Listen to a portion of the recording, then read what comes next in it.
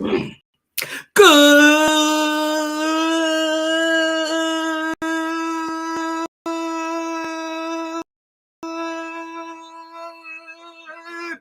welcome back to another edition to the MyT. Yeah, I've been drinking already. To the MyT Sports Podcast. I am your host, one and only Talent New Year. Save the Bear Taylor. It is another in Fuego Day in the hottest city in the world, coming at you live and direct from South Florida. It is officially February 24th. This is Volume 8, Episode 63, track 517 of the MyT Sports Podcast, and we have a big show coming up for you guys today. We got What's Trending, Blue Chew promo code, opening the club up for the NBA returning. We got Buyout Values, birthday shout outs. We got the chip run, Melo's next home, TGIF, that it is Friday. Creed 3, and of course, you know how we do here. We have a basketball game out in the background. For real, we got a big show for you guys today. We have it all lined up. We have it all stored up. You know what they say. It's always a blast on the MyT Sports Podcast. But regardless of the time or the weather, right? This is how we do it for real. Regardless of the time and regardless of the weather, it's always a blast on the MyT Sports Podcast. Hey, yo, Coach, you got any words for the people? You play to win the game. Hello? That's it. So you know what? Let's start talking. Let's get back at it like a sports fanatic. Woo! MyT Sports. Woo. Sprinkle it. I'm wilding right now, but you know what we say. If I'm smiling, then I'm wilding. If I'm wilding, then I'm smiling. Like that's it. New York Knicks currently right now up on the Washington Wizards, 113-109 with 10.7 seconds left to go in the game.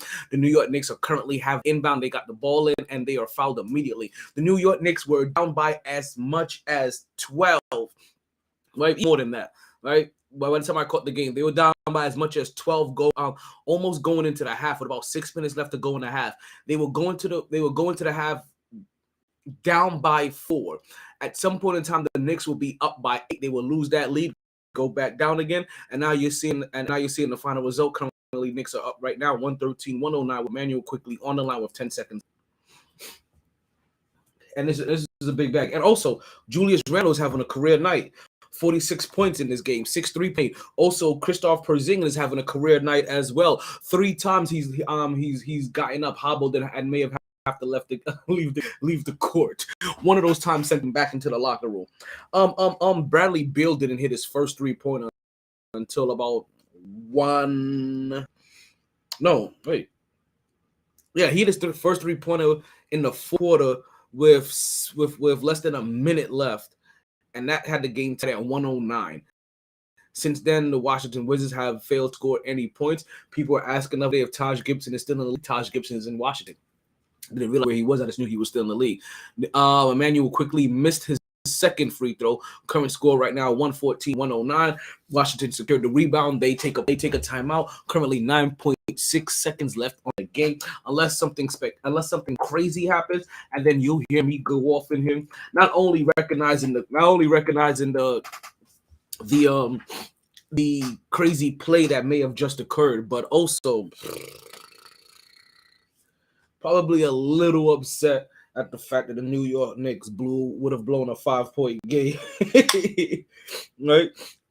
And the New York Knicks would have blown a 5-point game with 9.7 seconds left to go.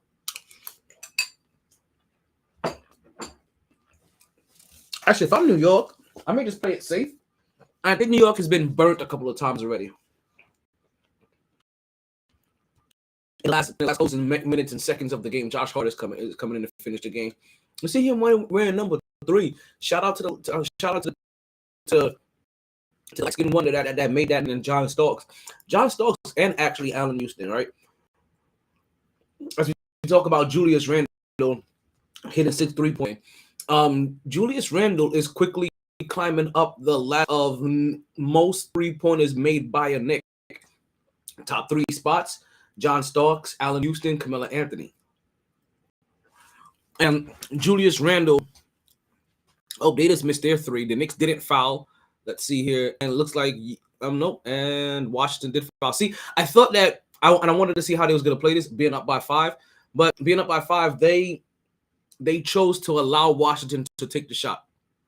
I was going to see if they was going to follow them, put them on the line. and just play that game back and forth. But it was like, you know what? Nope. But it would have went out either way. But maybe the fact that they're up by 5 is why they did it. I know in the past when they've been up by 3, even up by 2, they've been scoring right there at the very end. So it's always interesting to see how the New York Knicks are playing out all of their final game possession. You see Josh Hart go to the line and he makes his first 3-pointer or first free throw shot, put the Knicks up by 6. I told you we got a big show for you guys today.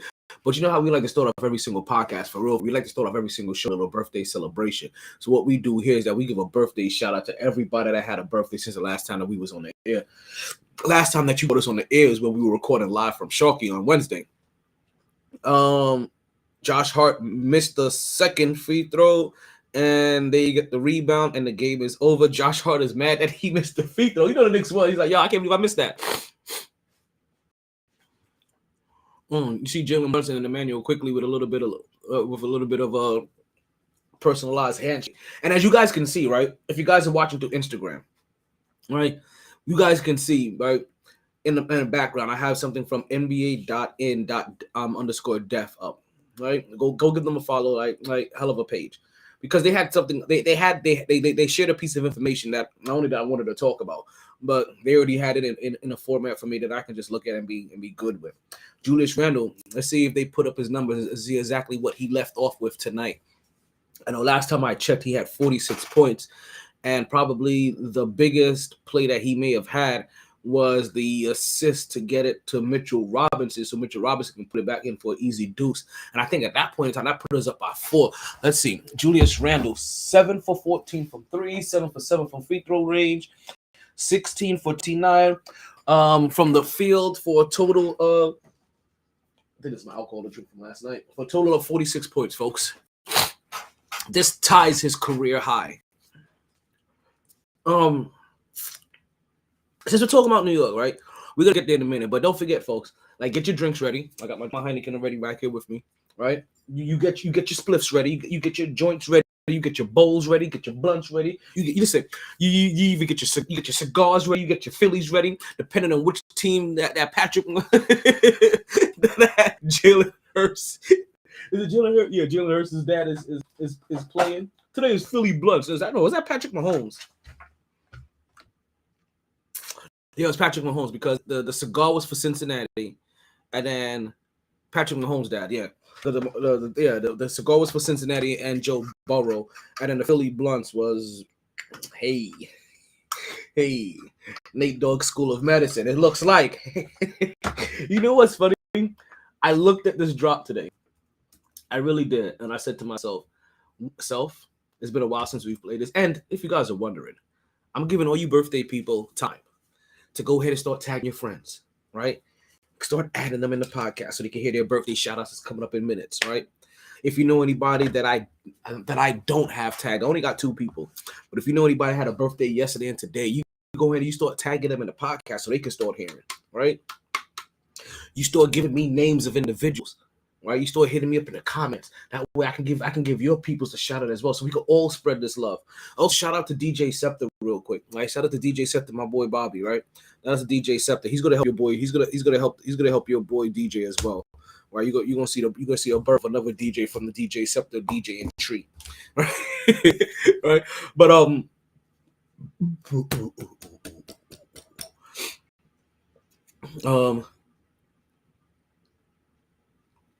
what is it? What did I say? What was I saying? Birthday shout-outs. Yeah. So start getting your people tagged in, right? Get them in the comments, get them in the chats, right? Put their names in there so that we can make sure that we give them a birthday shout-out as well. Remember, only for yesterday and today. I don't need anybody for last week.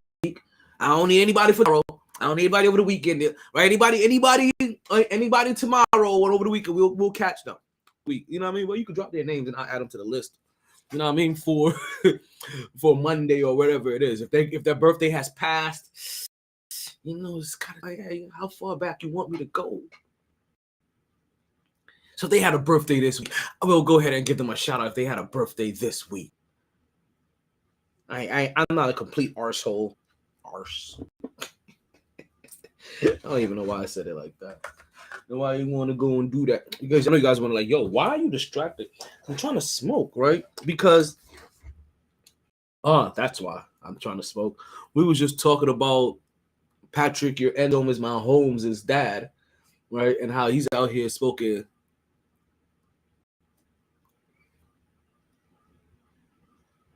Hold on one second. It doesn't look like one of my audios is working. Maybe it is, and I'm just not seeing it right. Let's see what happens when I push this again. Are you sure you want to end your event? No. Okay, let's hope that it is working properly. If not, I'm gonna be perturbed. We only have like a 2-hour show for you guys today. We only have a 2-hour show for you guys today. It's gonna be a big show. It's gonna be a quick show. It's not gonna be full length. But if you do want to get your full length of satisfaction on, then you know what you do. You hit up the sponsor of the show. And the sponsor of the show is Blue Chew. And Blue Chew just happens to be a little blue pill to get you guys back your throat. All you have to do is open up a pack and head straight to the side. Just a few chews before you do. It has the same active ingredients as Viagra Cialis, so this is one opportunity you just can't miss.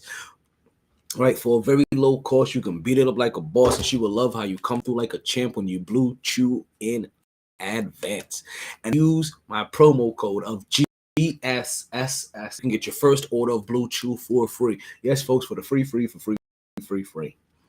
Only thing you have to pay for is shipping and handling. Blue Chew isn't the little blue pill that you need. It's the little blue pill that you want. Whether you want it because you drink too much and you suffer from whiskey dick, it cures that. Whether you want it because you hop in the DM and you talk too much shit, right? It helps with that. You just want to go from 6 rounds to 12 rounds because you realize that championship fights are made either with 1 round knockouts or going the full 12 rounds when you leave them legs shaking, calling for the medics.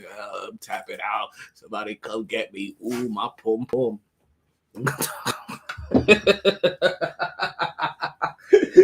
You guys already know, right? So regardless of the reason that you may want Blue Chew, right? You understand it's for your complete style, whether that's missionary style, it's doggy style, it's crane style, it's frog style, it's turtle style. You understand whatever your style of kung fu is, jackhammer style, hammer style. You understand? Clam steak. No, sorry, clam slams can't do it. Clam slams can't do it. Alabama tacos, right? It doesn't matter what your style is. Blue Chew is there to make sure that you fit in and make sure that you get in where you fit in. And definitely make sure that you go hard in the paint or go hard in the taint. Either one. But Blue Chew is, remember, there's only 2 directions when it comes to Blue Chew. You either chew it, you chew it, and then you do it. How you do it is up to you. Whether you want to do it like Lionel Richie, where you're doing it all night long, or you're doing it like LL Cool J, where you're just doing it well, Blue Chew is for you. Again, use the promo code of GSSS, and your first order of Blue Chew is free. So hope you guys got all the names that you needed to. Right, to tag all the people that you needed to, and so we can start getting them in here so we get this birthday celebration going on. Hey, yo, DJ Mike, do me a favor. I think I've given everybody enough time. Drop that beat.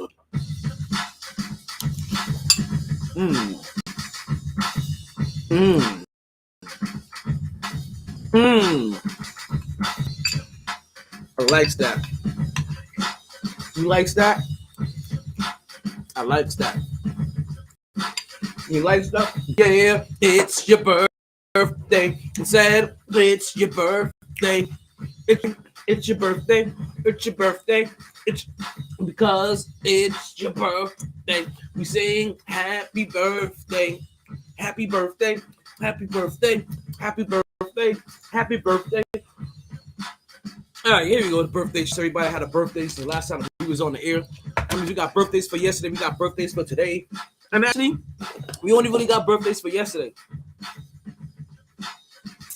We just left DC.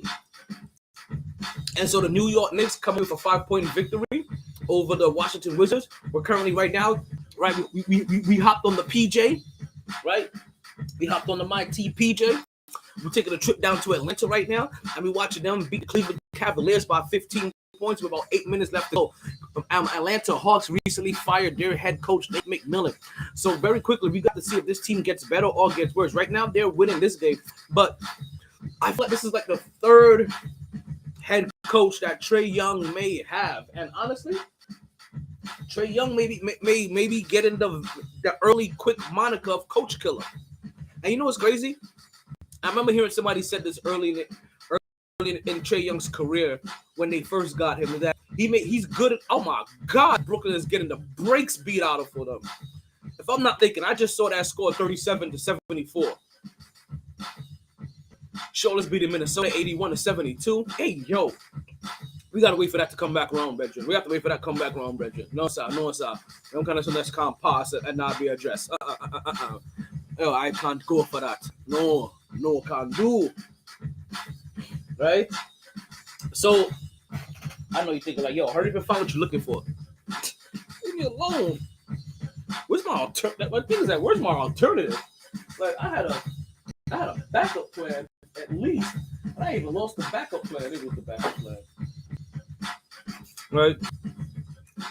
So Atlanta right now is currently winning their next game. And honestly, I get kind of torn because I know it right now. This is one of those games of a team that's behind the New York Knicks versus a team that's ahead of the New York Knicks. While I don't think that the Cleveland Cavs, I don't think the Knicks can catch the Cavs. Right? Cavs currently have a record of 38-24. The Knicks currently have a record of, they can 33-27. But it's a lot. But see, just as close as to the Cavs, it's just as close as we are to as close as the Hawks are to us. And to be honest with you, I'm more fearful of the Knicks, of the Hawks catching the Knicks, than I am. Ooh, look at Devontae Murray with the mean turnaround, fall to the floor, and one, son. Give me that. Check it. Yeah. Check it. Yeah. Did he roll his ankle? Nah, he good. Yeah, currently Atlanta's beating Cleveland by 20 points now. 21 points now. So I'm a little bit more, as much as I'm not optimistic about the Knicks catching the Cavs, more than I am for that the Knicks can drop and even have the Heat or the Hawks catch them. It looks like the Brooklyn Nets are going to be taking a loss tonight, big loss tonight, which means that they're going to drop to 34-25. New York Knicks about to improve to 34-27. I don't think that the Knicks are going to be able to pass the Brooklyn Nets yet percentage-wise, but they're falling. Baby. And they're falling for us. I'm looking for the remote now because I want to switch this up to the Miami. I think the Miami Heat are playing tonight. And if the Miami are playing tonight, let's take a peek into. You're funny. Let's take a peek into the game as well. They're playing the Milwaukee Bucks. Okay. I'm not. So let's see. A couple of things we're going to be watching for. Let's see if Giannis Antetokounmpo has returned this game. Also, Miami Heat or the team that's right behind the New York Knicks with a record of 32-27. Right. Just about, a half game behind us. If they win tonight's game, that give them a half game behind us. So Milwaukee losing here would help a little bit of separation in the standings. Give the New York Knicks just a little bit of that cushion. I don't think we need to worry too much about that Atlanta game. That's a bigger problem for a little bit further down the road. The immediate problem is the Miami Heat, and plus we are recording live from South Florida. It would be disrespectful of me not to at least peek in on the Miami game. I had to watch through my back channels. I'm not gonna lie. I've said this before, and I'll say it again. The NBA app on the Fire Stick or anything that's supposed to be watched on the television, right, or a big screen, to say the least, right, is horrible. The NBA app for your phone, phenomenal. Fucking phenomenal. Let's see. How is the Miami Heat schedule? They're right behind us, actually. They're right behind the New York Knicks with one of the toughest schedules in the league. Let's go ahead and start writing these down so I don't have to keep. If you guys actually have to be watching on Instagram to actually see what's going on here, right? And for you to realize, like, why is all this weird ass maneuvering Okay, that's that. Phoenix, Brooklyn, New York. Phoenix. All right. And who's that last team? I can't tell. I can't make it out. I can't make it out. Who's that last one? Who's that last one? Oh, wait. Okay, I see it. Now this is interesting because all of the teams with a hard schedule are all playoff contending teams. All teams that could be contended for postseason play. Let's continue with the birthday outs. We're gonna talk about that a little. We're gonna talk about that a little bit later in the podcast, right? Just to set up for you guys, so you guys have an opportunity to realize what we're gonna talk about here, because we're gonna get into this in a minute, right? And right now, what I was hoping for is actually happening. The Milwaukee Bucks, with about a little under 7 minutes left to go in the game, are beating the brakes off of the Miami Heat 108-85. Currently, as it stands, I do not see Giannis on the court. As you see the Milwaukee Bucks with their throwback purple Bucks jersey. I mean, a shout out to when Ray Allen used to be part of the game. Right now, Grayson Allen has put up 15 points. Oh, McDermott. I was thinking Grayson Allen.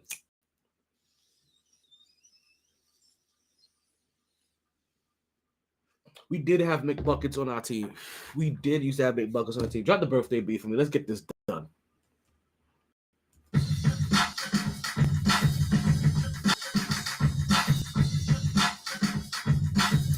I see him, man. Let's turn it up because, yeah, it's your birthday, and it's your birthday. It's your birthday. It's your birthday. It's your birthday. It's your but because it's your birthday, we sing happy birthday. Happy birthday, happy birthday, happy birthday, happy birthday. All right, folks, we ain't had no birthdays for today, but we had a couple of birthdays yesterday to shout out to. I think it's also old school Miami Heat jerseys as well.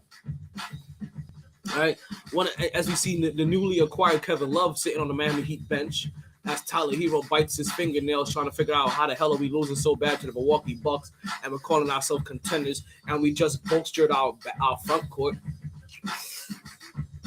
I'll tell you about that, Love. Right? Yeah, look, Miami's over here looking for a little bit of love, when apparently what you really needed was a little bit of heart. Right? They also got one of the Zealot boys too. Probably Cody. So we got a couple birthdays, right, for yesterday actually, right?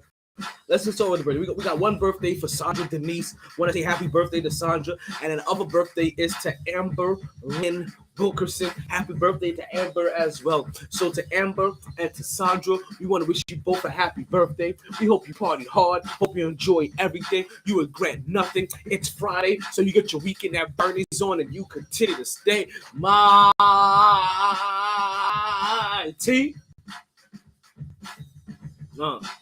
Let's let this ride out. Just for a little bit. Cut that beat. Yeah. Had to get the birthday shout-outs out the way. Let's get the birthday shout-outs out the way, right? We've been talking big basketball, which basketball is going to dominate. Basketball is obviously going to be dominating the airway for the next, well, until the end of the season. Even though basketball is in the same position as hockey right now, you know how that's gonna go. We'll keep you informed, right? We'll keep you informed. Because I'm done. Since look like this game is gonna be a wash, and we'll come back and we'll peek into this game. Now they're up by 30. Let's see. Who do we have here? I guess let's take a peek at this Brooklyn-Chicago game. I don't think Phoenix is playing right now, but they may be about around that time for them to be playing. But let's take a look at this Chicago. I'm not interested in Minnesota and Charlotte. I'm just not. Actually, I could watch a little Anthony Edwards. Oh, I got scared. I thought this Brooklyn and Chicago score was 90-85. That's Charlotte versus Minnesota. Charlotte's up right now by 5. Brooklyn versus Chicago is 44-87. They are still basically doubling their point room, with 2 minutes left to go in the third. So with almost 4 quarters, the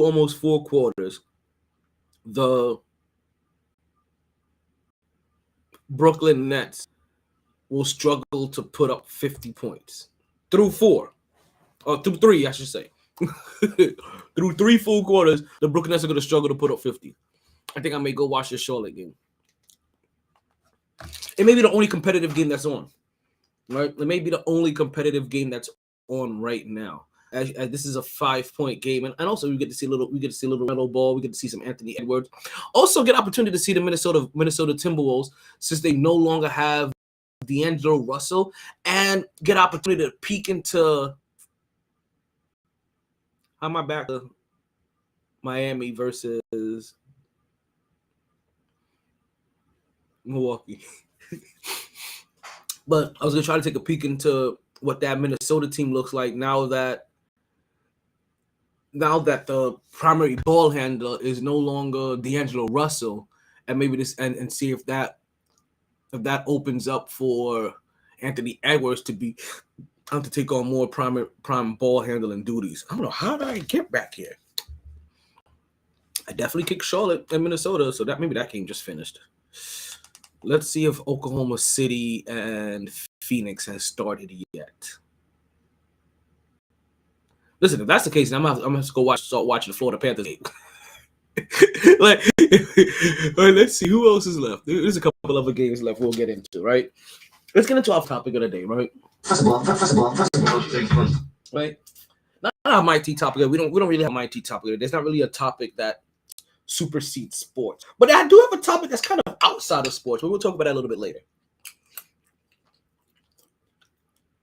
It's not big enough to talk about before everything. I don't really have one of those topics today, right? And I don't have enough information on the Alabama situation to go ahead and start the show off with that. Even though I do know that the kid that was the driver that dropped the gun off to the shooter, right?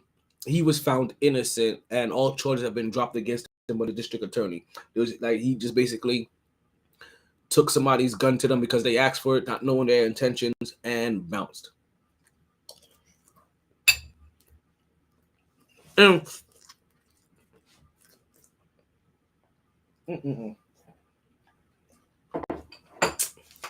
Can we say thank God these days for? See, these are times where when people talk about having video cameras, camera phones, video everywhere, video this, thank God for video. Thank God for camera phones. Thank God for video, for cameras everywhere, right? Or cameras in places that we need it. Or being able to access cameras in places, because if not for that, this kid may have been found guilty. I guess I did do episodes. This kid may have been found guilty, right, for something that he did not do and didn't have any awareness of. As we know how society used to be, right? Within the last, even 40 years, we know how society have treated young black men in the court system. So without all of evidence, right, evidence that unrefutable evidence, undisputed evidence, right, and also a change at the time, this kid was able to maintain his life because he plays basketball. Basketball is part of his life. Now, granted, the guy that was doing the shooting was a much bigger. I guess I'm not getting Phoenix and Oklahoma either. That is sending me over to Brooklyn and Chicago.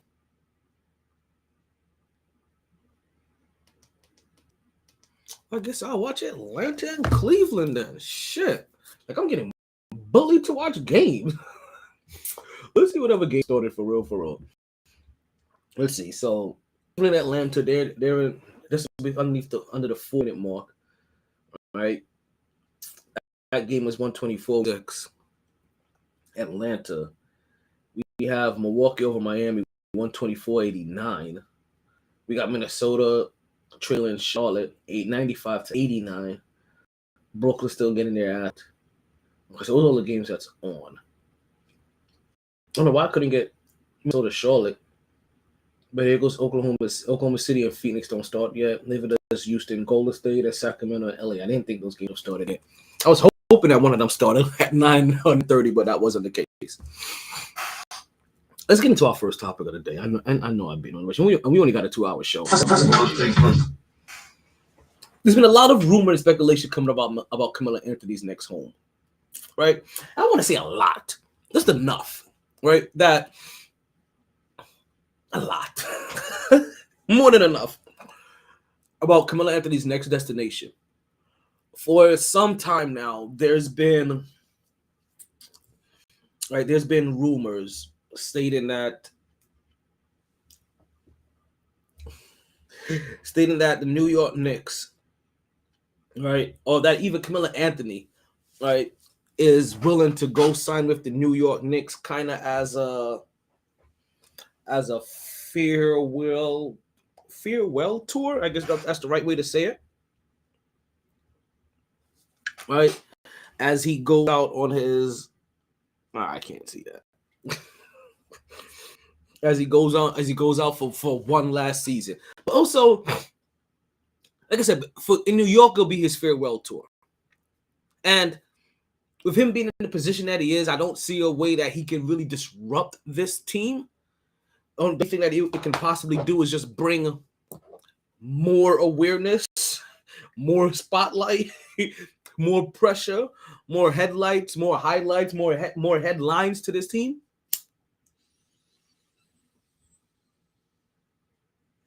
I don't know if actually, I can't say I don't know. Carmelo Anthony coming to this team, I don't know how much it affects winning, and that's going to be the ultimate thing, right? We appreciate you for the farewell to, how much can it affect winning? But in a bench role, right, as we've seen him before in the past, with guys like Emmanuel Quickly, and as long as he's willing to play the defense, which like he'll at least try, right? We know that much, like he'll at least try. But Emmanuel Quickly and Carmelo Anthony, along with Josh Hart or Julius Randle, whoever it is going to be, but probably going to be Josh Hart, probably the fit.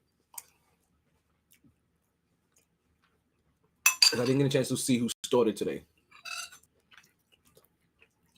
But you put him around that microwave bench that the New York Knicks have, and Carmelo Anthony could probably drop a solid 12 off the bench. And really, when you look at the whole entire squad, do you need anything more than for Carmelo Anthony in this career? Do you need anything more than 8 to 12 points from him a game? And 3 rebounds, maybe? A couple of assists and about a half dozen screens? You know what I mean? Like, you wouldn't be expecting much from him. Just to come off the bench and keep the scoring on pace, which is why the next team that I'm going to mention that has interest in him, is actually way more intriguing. Like, him coming to New York is the farewell story, right? Is the thank you, we appreciate it. Give him a true opportunity to have a farewell tour to leave this league. Now listen, after he plays with the team I'm about to mention next, if he still wants to come to New York next year, I'll take it.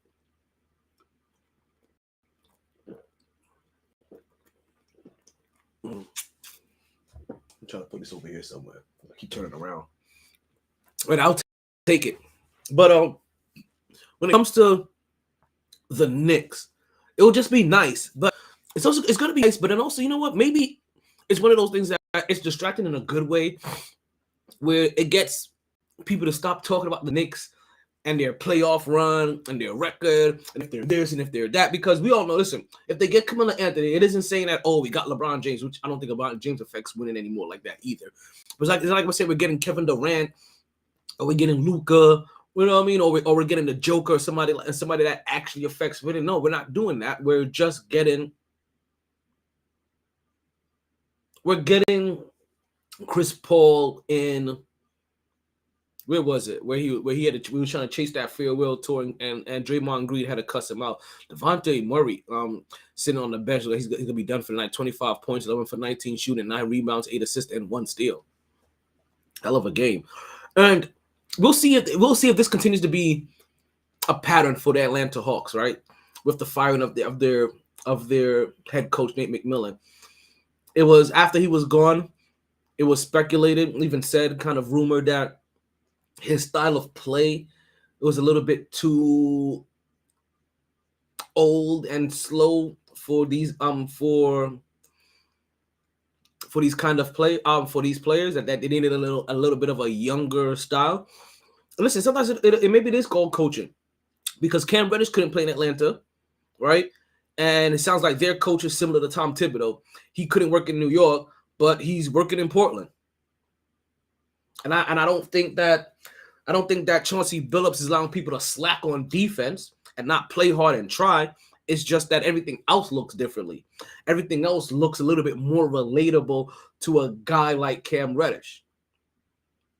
And then also they have a bona fide leader over there, right? And their leader isn't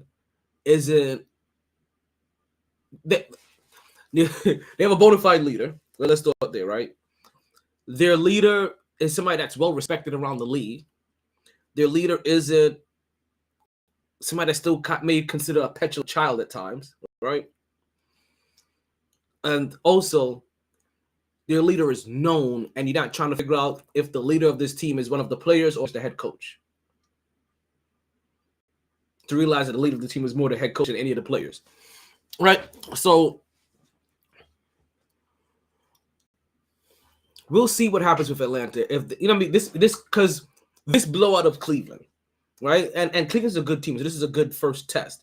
This blowout of Cleveland could be the first initial adrenaline rush of getting that new coach. I think we've seen something similar happen to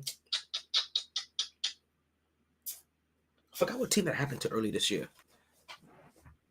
I really forgot, but they had a good start with their coach, and then they kind of fell off after that. They had like a good 5 to 8 games, and then after that it was just do. 30 seconds left to go in this game. It looks like that Atlanta's gonna definitely win the game, up by 19 right now. The ball was just thrown away by who threw that ball away? Atlanta just threw the ball away, but it doesn't matter. All right, let's go find our next game. It's about to be 10 o'clock in just a second. These other games are going to start opening up pretty soon. It really sucks that I still got to watch games through the Black Channel, right? Even though I pay for the NBA app. It's like I pay for the NBA just so I could watch it on my goddamn phone in public. Like out in the, like, you would think that it would help better. Ooh, I see something like a Philly cheesesteak with bacon.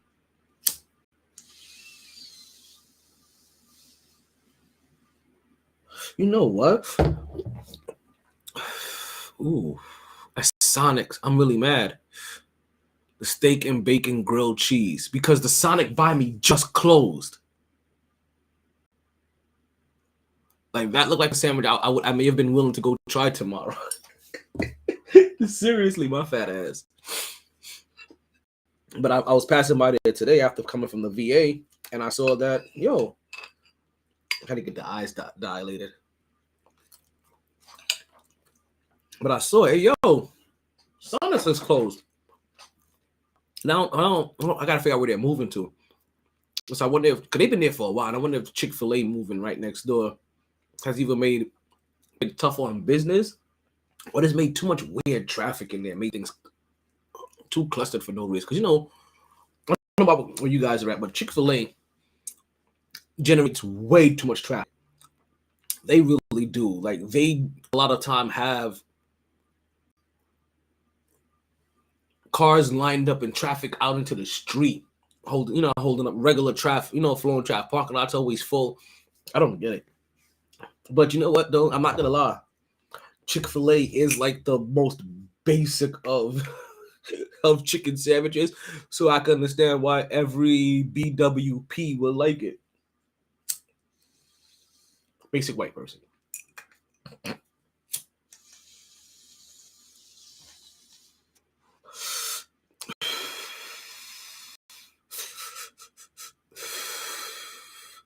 Shout out to the Nate Dogg School of Medicine.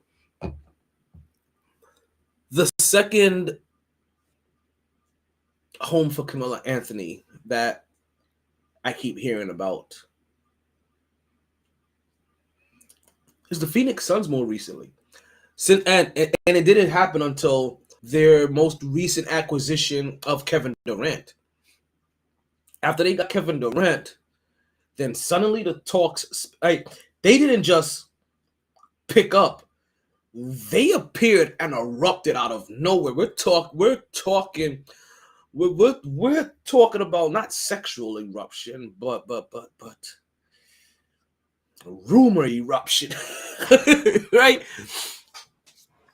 Immediately you started hearing about it, and while the New Yorker in me, before hearing about him going to Phoenix, was pleased and would have accepted Carmelo Anthony coming back to the Knicks for a farewell tour of sorts.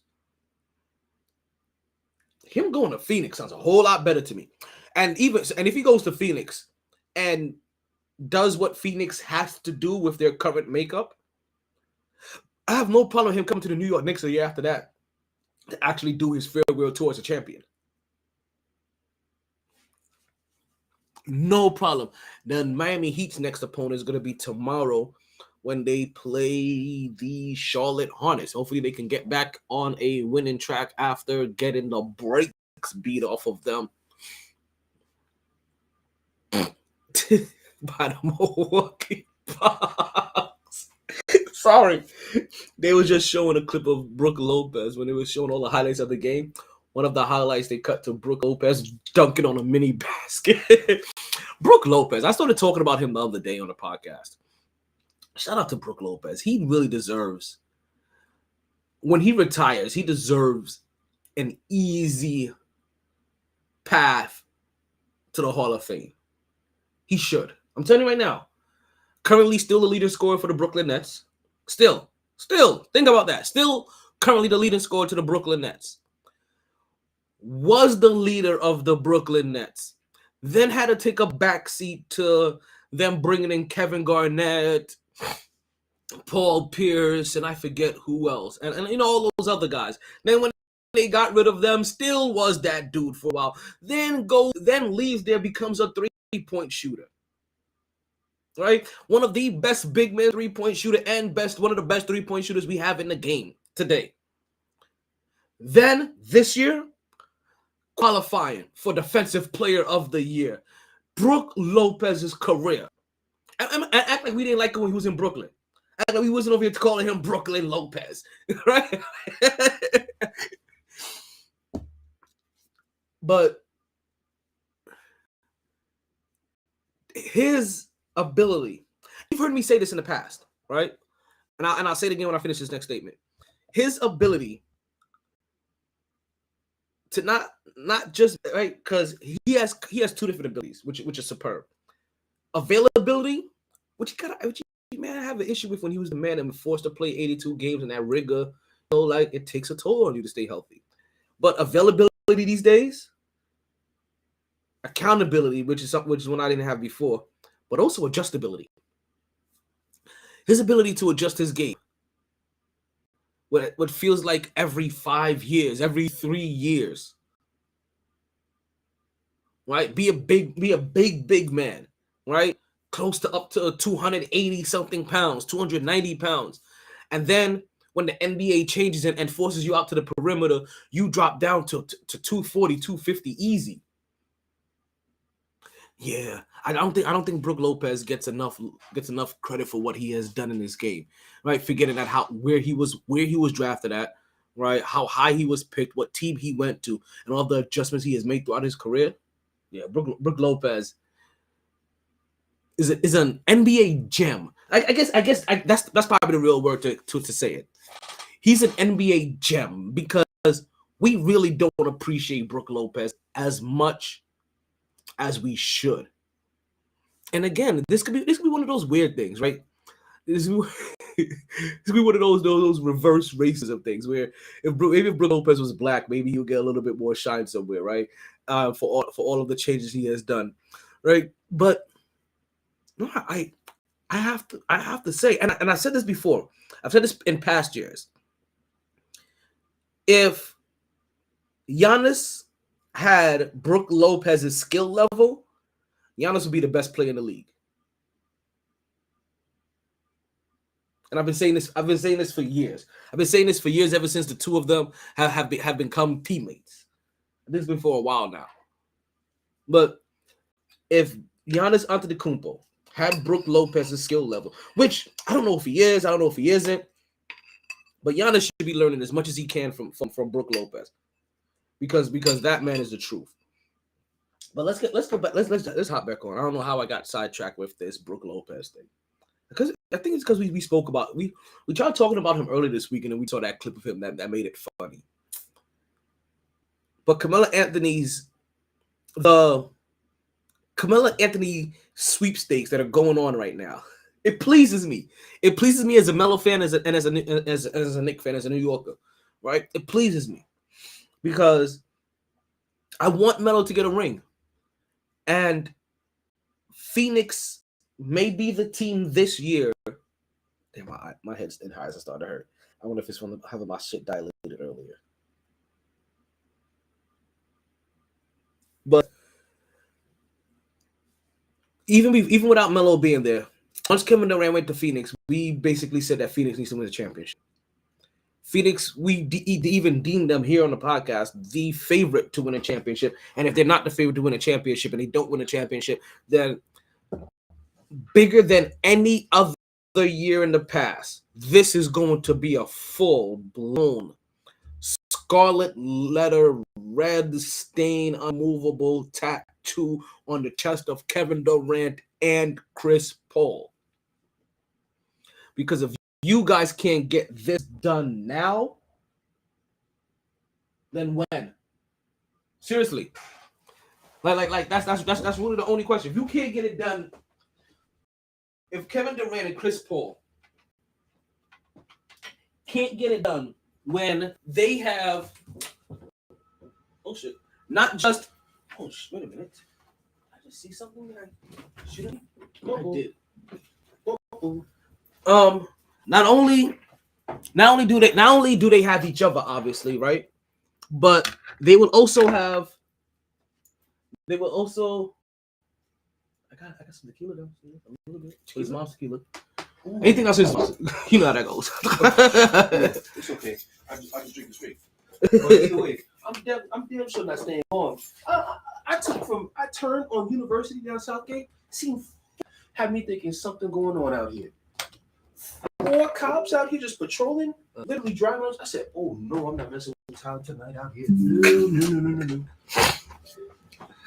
Then say the whole podcast and just be sober. I'm not doing. That's the problem. I've only had one. So I made the turn. I said, "Oh, somebody committed murder. Somebody did something. They're looking for somebody out here." I ain't staying long. This shit is crazy. Probably is. Meanwhile, I'll let him know when he gets back. Let's see. Tonight's going against the Heat. Giannis did play. It didn't look like Giannis left the game in the first quarter with a right knee injury. Oh, shit. That sucks. Okay. Hold on. You know what? We'll bring this up when things. So let's see. Chris Middleton dropped 12. Let's see this injury. Did he come in with his right knee hurting?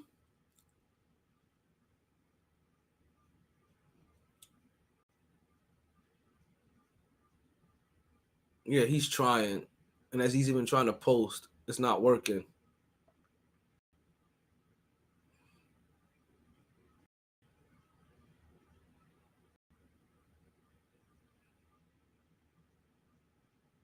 Okay.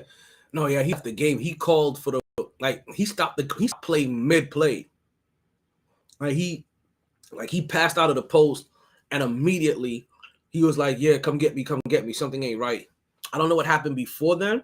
I don't know if he came into the game a little injured, a little banged up, but Giannis played, had 4 points, and didn't do much. You see Grayson Allen, Chris Middleton, Brooke Lopez, everybody else stepping up, putting up double-digit points, going into the teens and better. But yeah, like Giannis was able to, which sucked because Giannis just returned from a wrist injury. He was saying, yo, with the wrist injury, that's not bad, right? He should be able to go ahead and finish out what was going to be the end of season swing, right? But Milwaukee's going to be in trouble. Let's see where Milwaukee standings are at right now. This is crazy. This is absolutely crazy. Let's continue here. Brooke Lopez had 17 points and 7 rebounds. Drew Holiday, 24 points. Bobby Portis, I missed him. Chris Middleton had 12. So let's take a look at some of these standings, right? So Milwaukee right now sits at 43-17. And with this win tonight, I just looked at Boston. They should be 42-17 with this win tonight. Let me refresh this. I came into this game with 12 wins, so this should now make their 13th straight win. They haven't updated their standings yet.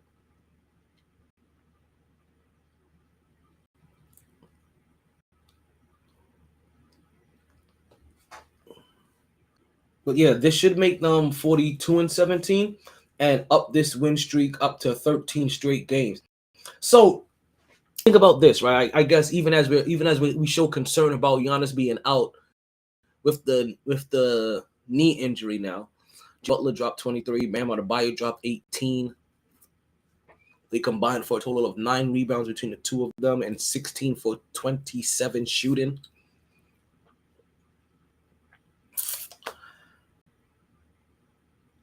Even without Giannis, they've won. They've managed to go on a winning streak, right? And you see them now with a 13-game winning streak, even managing to finish off and put off the Miami Heat, right, without Giannis in the game.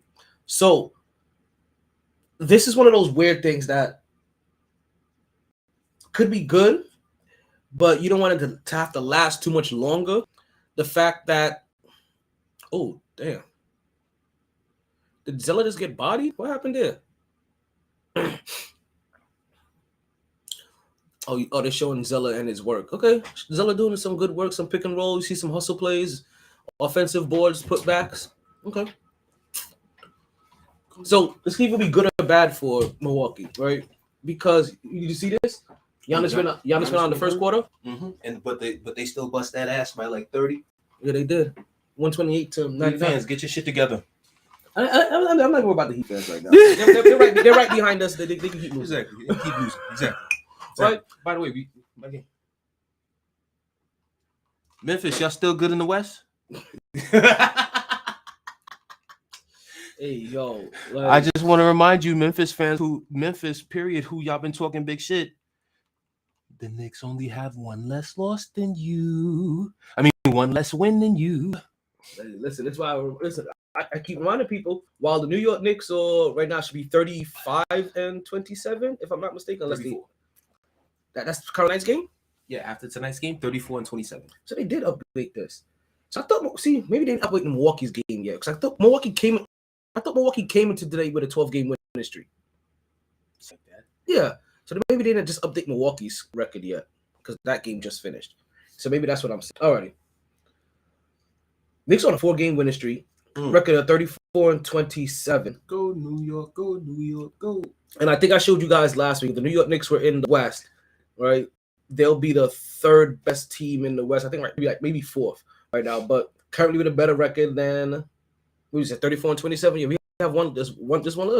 Yeah, basically where Brooklyn is sitting. One fewer win. Oh yeah, same record as Brooklyn. Well, that mess. They're 4-for-6. Memphis is 4-6 in their last 10.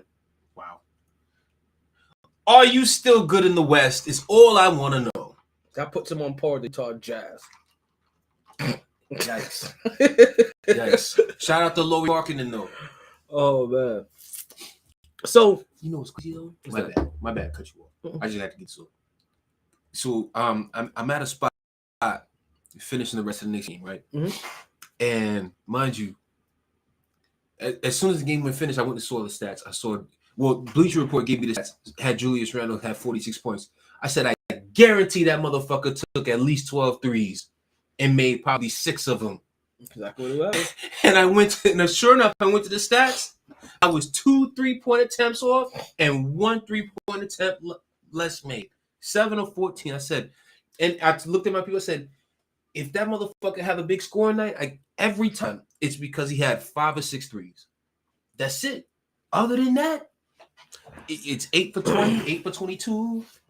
It's a love-hate relationship with Julius Randle. It's a love-hate relationship. Right now, it's love because we win it.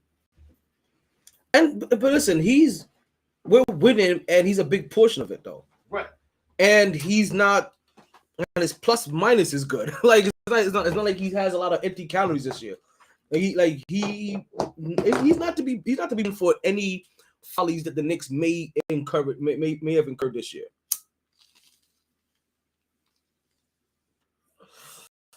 But back to what we was talking, right? I know we got super sidetracked. Let's actually go over to that Phoenix game. Right. As they take on Oklahoma City Thunder. Oklahoma City Thunder, a nice little scrappy game, a nice little scrappy team as well. Not one of those. They're kind of like the Knicks in a way where you don't want to sleep on them in any given night because they can win some games, right? And they can catch you sleeping, even though their record is 28-30. They're just a young team that keeps on fighting. They're gonna get there eventually. Brooklyn Nets put slightly better second half, keeping it a 40-point game and not losing much of the momentum after that. Last time we saw it was like a 44-point game. It's maintained. I think it was at the time it was like 44-80 something, right? Maybe like 88. Let's just call it even. Let's just call it even. So since then they've kept up the scoring pace. I'm pretty sure Chicago hasn't been playing any of their starters or anything like that since then. And you've probably seen a heavy dose of bench players. But the score right now is 83-125. Them down by 42 points. Like I said, they didn't get any more out of hand, but didn't do really much to kind of really help cause. Alrighty. So, like I said, as we wait for, I think what's gonna happen here is that I can't get that. Actually, you know what? Let's switch feeds. I have a feeling that this is a feed thing. Well, I'm not seeing Phoenix yet. Let's try. Let's go. I should watch Sacramento in LA. That's honestly who I should watch. But we'll stop over in Oklahoma first, all right? And we'll stop over in Phoenix first, all right? And we'll watch that, and then we'll hop back on the MyT PJ, and then we'll go over to LA, go over to Cali, and we'll watch Sacramento versus the Clippers. Early on right now, Phoenix is down 13-11. You're seeing Gritty over here high-fiving his teammates as Chris Paul and them walk off with their head down. They still haven't gotten Kevin Durant back. Sunday. They still haven't gotten Kevin Durant back, so we'll see what they look like then. Sunday against Milwaukee. But what we said is that they don't have a choice. Phoenix should 100%, like they should be the favorite. So the fact that they're talking about trying to acquire Melo, I'm happy for, because I would like to see Melo get a ring. And Melo's next destination after that, the year after, is to come to New York so he can get his farewell tour. I'll take that as well. At first, because they were talking about Melo coming to the Knicks this year. Oh yeah, and I wouldn't have minded it for the last 20 games or whatever. It's just you mentioned favorite in the West, and I had a time this morning because when I'm at work on Fridays, one thing I always do first thing morning is put my Inside the NBA on so I can laugh my ass off and hear it. It was talking about Denver, and I'm gonna be real. It's a shame that Denver's in a favorite. But here's the thing, because when I think about the Denver Nuggets, I get sad. Because I think about Jokic. It's all about. Let's do that. That was just good timing. But it's all about Jokic, and I automatically got sad because I'm like, there's a good chance this motherfucker could go back to back MVP, but right now he's under the radar in terms of. Is he under the radar? Is he under the radar? You don't listen where I'm going. What I mean by under the radar is, you know what I mean. No, no, finish your sentence. that microscope of the criticism and stuff for guys who got all these accomplishments and don't have no rings, nothing to show for it. And I got sad because I'm like, damn, he could get this MVP again. They fall short of, most likely they won't even, because right now I don't even see them getting to the conference finals, and that's when everything about him is gonna flip completely to where now he's being criticized for everything. It is a shame. That's what I mean by sadness, because it's and Barkley said it himself. He's like, you wish you could just celebrate these guys for what they do, but the nature of the beast. When you doing your thing, but you're not bringing no bling. Eventually, that love affair gonna run out. This is why that it is great to play in Oklahoma City. Woo. It is fantastic to play in Denver. SGA, stay there as long as you can. It is sensational to play in Utah. Ooh, Lauri Markkanen, stay there as long as you can. You understand? It's gratifying playing in Indiana. You understand, like these Halliburton, stay there. Sort of, because they're kind of racist over there. And they'll burn your house down. Facts. Never mind. Take that back. Halliburton, get the hell out of there. Let's take away Indiana. Buddy Hield, get the hell out of there. Indiana, Miles Turner, get the hell out of there. But it's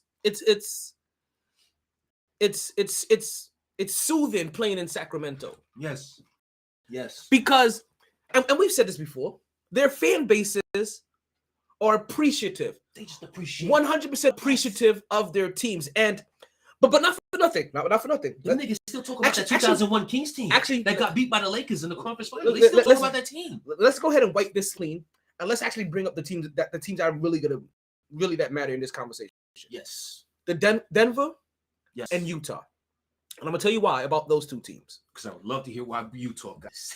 No, because those two teams for the last 2 decades have been consistent playoff teams. They've been better than the Knicks for the last two decades. Very true. Okay. Very true. They've been better than the Knicks. And again, so, a lot of teams have been better than the Knicks over the last 20 years. Right, but there's a place where the Knicks are at now where this is perfect for Utah and Denver, where we constantly make the playoffs. We don't make it. Shucks, you guys did well. We'll try again next year. If you're in Utah and Denver, the Knicks are there now, right? And it's a hard thing for the Knicks fans to swallow, but you have to start here, right? Like, if you understand. But the problem is the love affair only lasts for 1 year. After this year, then it turns into that year where they won, and then got beat. So what happens is that where you'll get 7 years in Utah to really develop something, or 7 years in Denver to really develop something. The first time you have a winning season in New York, they're like, "Oh, you're ready for a championship within 2 more years," and now the expectation is sometimes 1. Yeah, right. I was being nice, right? But the expectation is a championship in the next 2 years, and if not, burn everything you've done, burn everything is failure. But to be honest with you, believe it or not, the time frame that we fell in love with New York. See, this is what people understand. The time frame of New York basketball that people have fell in love with. Knicks never won a championship. Knicks never won a fucking chip. We went to 2, didn't win 1. But you know what we were every year? There. Consistent. City buzzing. City crazy. Still holding on to 1973. You understand? Like, there's like, 1970, we got to change 1970, but at least still holding on to it. I'm just saying that, listen, while rightfully so, he has gotten enough time and enough accolades that Jokic should no longer be falling underneath anybody's radar. Even though they're perfectly rated where they're at, you still look at them and think, second round out. Because like we've looked at people in the past that have gotten triple doubles for multiple seasons. When we looked at them in playoffs, we were like, yeah, first or second round, and you're out. and the thing that I always say with Denver is the only reason why I have a little optimism with them is, one, Aaron Gordon has taken a step forward. which is weird. Michael Porter Jr. Oh, Aaron Gordon. Yeah, Sorry. Aaron Gordon. I was thinking Eric. I was like, which is No, I said, Aaron. I was like, that's shocking. And no, Aaron Gordon. People, to the point where I've heard people say, you know, he was a borderline all-star. He could have been one of those guys that, you know, for the fact that they have a 1 seed and whatnot. You know how typically goes. Team Get two players, team doing their because, thing, yeah. team doing their thing out of respect. One guy's, you know, showing up. Boom, Murray's back, still getting it together, doing his thing. Is he just not getting back? No, From 2 years ago? No, he's been playing probably like a good amount this year. Like Okay. he's played a good amount of games. He played a good You know amount what's of games. crazy? And then you got Michael Porter Jr. too. Whenever I watch your games, I don't notice Devontae Murray anymore. You mean Jamal? Sorry, Devontae's in Atlanta. Yeah. Well, but then I don't again, notice him anymore. But then again, because everything runs through Jokic. Everything really runs through Jokic. Everything really runs through Jokic. Like his shot attempts comes through Jokic's passes. Which Jokic But put up then- 18 assists last night. But then it's like, you know, then you got Michael Porter Jr. Was that last night? What I'm getting at is the optimism that I have is okay. He's got more horses 18 now because of guys coming back healthy. So you just hope that everybody can do their thing and put points up. It's just the reason why I feel like Denver will fall apart is when that snake can be, if a great coach like a Steve Kerr, like a Tyronn Lue, like a even a Monty Williams Can coach out the game? when a head Or Steve coach Mills out the game? when a head coach can cut the head off the snake by making you play defense in a 7-game series, that's when it gets exposed. Because what did Golden State do to them last year? Chris Paul. Sorry, what? Oh, what?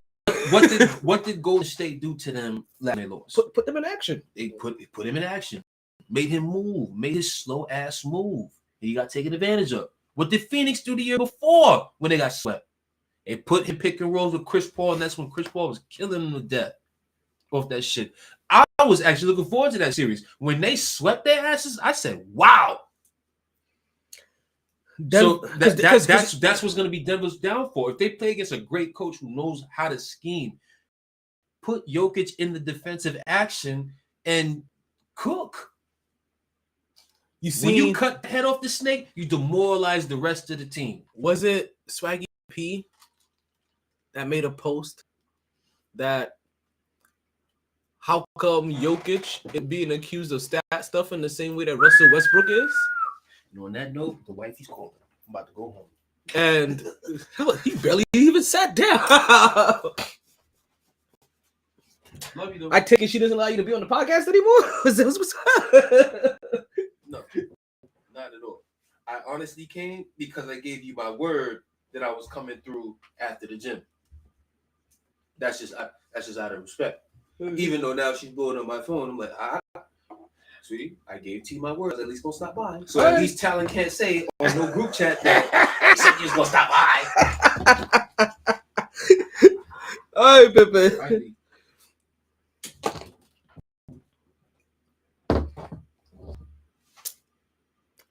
Clunk. So, how much time we have left? We got plenty of time left in here. We were talking about Jokic, right? So Swaggy P, if I saw correctly, I think it was Swaggy P, put a post up that said, "How come Jokic doesn't get accused of stat stuffing?" And the same way that Russell Westbrook did, and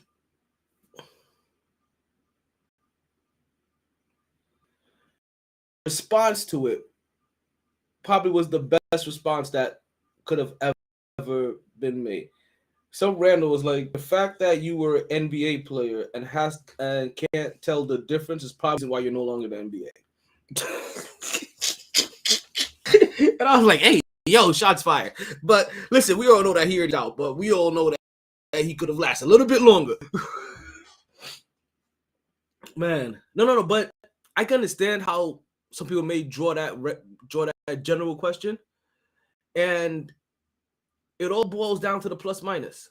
But I can also understand the general question, because I remember during that time frame for Russ, right, that when this used to come up, I used to tell people, like, what do you want him to do? Like, just think of this from a regular statistical standpoint. In the games that I put up a triple-double, we win 75% of the time. What do you think I'm going to try to go out and do every game? It's not stat stuffing. I'm trying to maximize our winning. Unfortunately, Russell Westbrook will put up a triple-double 50% of the time. So 50% of the games, he was guaranteed to win 75% of them. And then the rest is up to his team.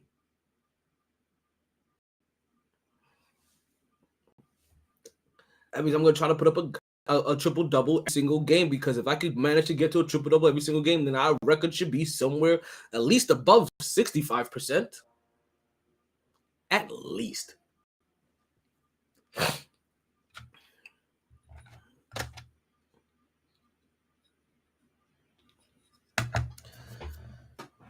Man, we only gonna do a 2-hour show today. I think once the show is over, I'm gonna go hit up Mika Taco, go check in with the fellas, see what the squad is doing. Speaking of going to the bar, right? There was a couple of players that got let into the club the other day, right? And Jokic tried. I'm not gonna lie, tried. We looked at Jokic's 18 rebounds, and we said to ourselves, we may need to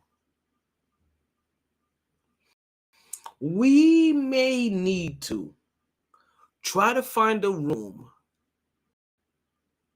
in MyT's boom rooms. You know, there was a room for everybody that booms. We may need to find,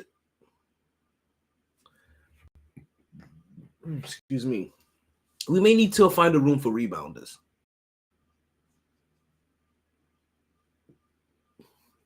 We may have to, because you know what? I think we are.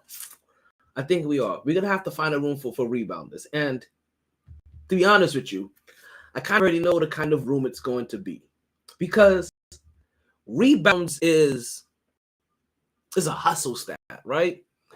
It's a rebound for basketball players. It's a rebound where you're really all about your business, right? It's a hard working's man stat. Right? This for the professionals of the professionals, the guys that understand. We're gonna open up the boardroom. That's simple. We're gonna open up the boardroom. We're gonna open up the boardroom, right? The executive boardroom, and we just gotta figure out a number. 17 rebounds. So we said that 17. That's gonna really make sure that we don't get some, because 15. How do you feel about 15? Nobody's really averaging like 15 rebounds, so they get 15. We'll see. 15, 17. 15 is good. 17 makes it more exclusive. So we may let Jokic into the club. We may. Come home to the only club meant for those who born. The MyT Boom Rooms, where there's a room for everybody that booms. Whether you're a vet or a beginner, the main criteria is I want winners. All right, since we decided to open up the club a little bit, let's make an exception. We don't have this room fully finished yet. Still under construction. But let's open up the boardroom for one Nikolai Jokic, right? For one Nikolai Jokic, because Nikolai Jokic ended up the other day with 18 rebounds to go along with just 24 points. Did I see that right? Was that 24 points? Yep. To go along with 20 and also 13 assists. So he didn't just go get at the boardroom. He also put up a triple-double as well. But he qualified because of boards. Now we have a couple other people. We had a couple of other people that made it into the club as well. Now we had a ton of people that were out here.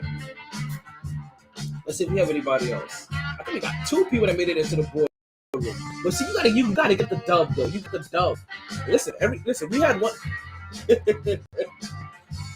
think I'm gonna keep it at 17. So the one person that got 15 rebounds, they lost. But 8 rebounds. Kessler in Utah, 18 rebounds. Tell in Toronto, 18 rebounds. Sabonis in Sacramento, 18 rebounds.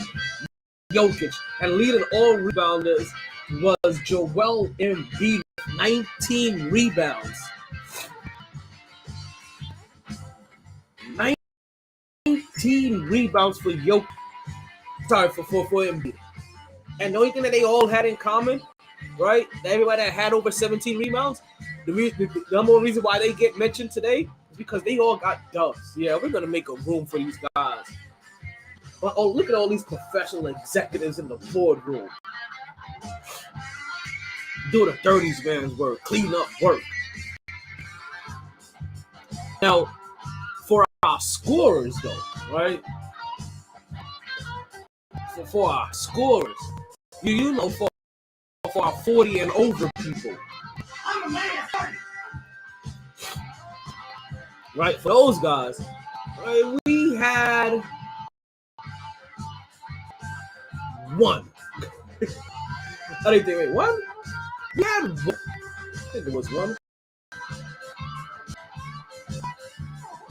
We had one that qualified. We had a couple people that hopped in line, right?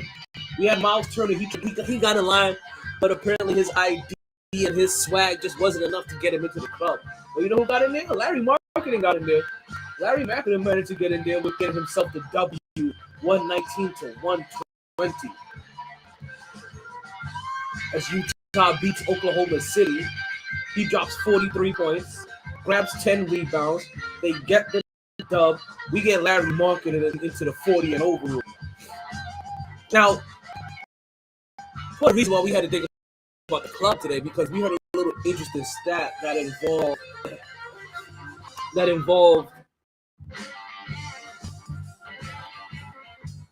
Jason Tatum and Jaylen Brown, where they said that this is the 9th time that those guys have put up over 30 points, right, in a game. And this is behind only one duel, and that's Shaq and Kobe. And I ain't gonna lie, I was shocked. I can't, right? I can't just say I was a little shocked. I was completely shocked to that out. And I'll tell you why. Based off of, just think about all of the dynamic duels that we've had, right? Michael Jordan, Pippen, Stockton and Malone, Shaq, Kobe, Clay, Steph, LeBron, Dwayne Wade, LeBron, Kyrie, LeBron, Anthony Davis, LeBron, Dwayne Wade, LeBron, Chris Bosh, LeBron, Kevin Love, LeBron, Russell Westbrook, LeBron, Carmelo Anthony. You would think by all these other dynamic duels that have teamed up around the league before, Paul Pierce, Allen, Kevin Garnett, Paul Pierce, Kevin Garnett, Ray Allen, right? You would think that I would have thought that maybe a couple of them would have put up over 30 points together in a game. Even more so with today's era, able to kind of chuck it a little bit more, right? In the Chuck era, that we would have had a peer do this often. Kevin Durant and Kyrie, Kevin Durant and Clay, or Stephen Curry and Kevin Durant, right? We're gonna see an opportunity with Kevin Durant and Chris Paul, or Kevin Durant and Donovan and Devin Booker. But I was really surprised that we haven't seen this more often. Really, absolutely shocked, absolutely surprised. That is that 9 puts you at number 2. In an 80, think about it, 82 games to play the season, and 9 put you at number 2. And part of it is longevity. You had to think about how long that Shaq and Kobe was together, and the fact that it only happened 9 times. But it's different then. So I can understand it a little bit back then, which makes you understand how they passed up Michael Jordan and Scottie Pippen. But I'm sorry, some of these other matchups,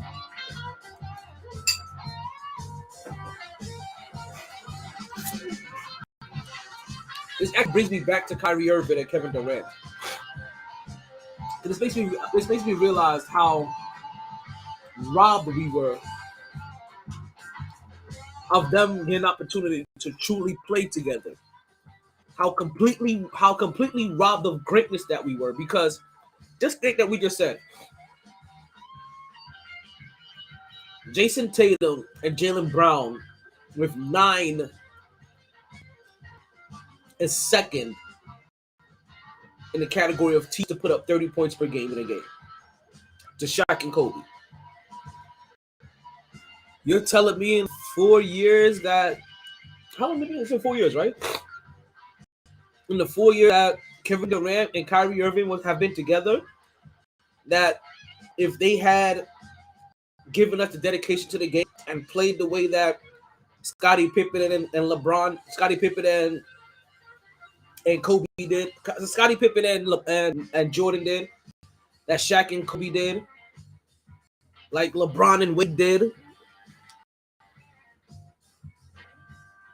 that we wouldn't have gotten more than 9 combined 30.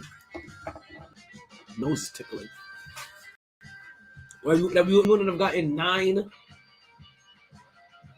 combined 30-point games.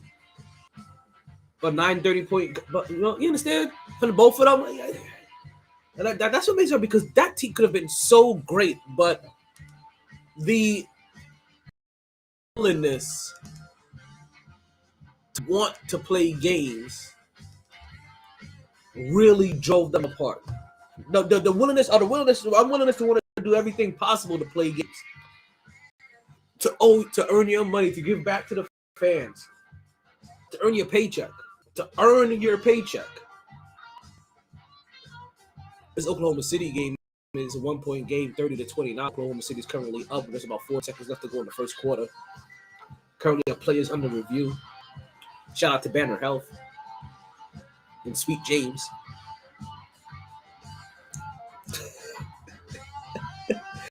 Oh man, what was we into the club? What's the scores for right now? Let's see. Any passes? You gotta think of a good passing number 2. That'd be up there too, though. I think I'm willing to put passing at assist at 15. That may be kind of high, but I may be willing to do it at 15, right? And if that's the case, then nobody made it in there because of their passing. I mean, these ain't gonna be no easy ways against this club. This club is for exclusive players only. So let's shut down the club, right? Let's see if it was just natural time. Let me see if I had this timed out. There was another round in there. Okay, let's shut this down. Excuse me. You guys know what happened when that nose started tickling. So, in a weird sports world, I don't know why, for the life of me, while I've waited so long to watch Creed. So, I don't know if you guys know, right? Maybe I should have started this way. It's my fault. You guys may or may not have heard that Creed 3 is set to be released in theater March 3rd, 333, right? And I know I'm hearing that it's come out. I'm like, okay, that's cool. It's fine. And it was weird. I like Michael B. Jordan as an actor. I don't think I watch enough of his movies or catch enough of his movies. And I'm also how long before he's in one of the Fast and Furious movies? That's the real question. How long before Michael B. Jordan is in a Fast and Furious movie? Fast and Furious 17? How? Oh man, this is funny. But, ooh, Jordan Poole with the slam as he catches the nice from Kaminga. I mean, game is still tied 29-29, but and they're playing Houston at that. So I ended up realizing that I haven't watched I haven't watched any of the Creed movies. And I thought I watched the first one. I really thought I watched the first one. And when I really thought about it, I was like, I can't think of one thing that I know about the first one. I can't think of anything of significance that I know about the first. I don't remember any scenes. Exactly. I started wondering to myself, have you seen the first one? Like, are you sure? And the answer was like, I don't think you have. And I thought about it, like, I know I've seen all the Rockies. Because I think I've seen all the Rockies. I don't know. After they go, what, the Rockies go up to like 7, maybe 6. Let's see here. Let's see all the Rockies here. Like, how many Rocky movies are there?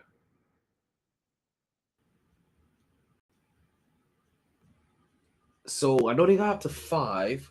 It's 2006 when he did the movie with. Is that the last one? Excuse me. Let's see. So is that that's the last one? So they had Rocky and Rocky Balboa, and there's Rocky Balboa, the one that came out in 2006. That's the one here he did with was that Jermaine Tarver, something like that? He did Anthony Tarver, whatever his name was. Is that the one that he did with that? Was that the last one that he did? So I'm trying to figure out.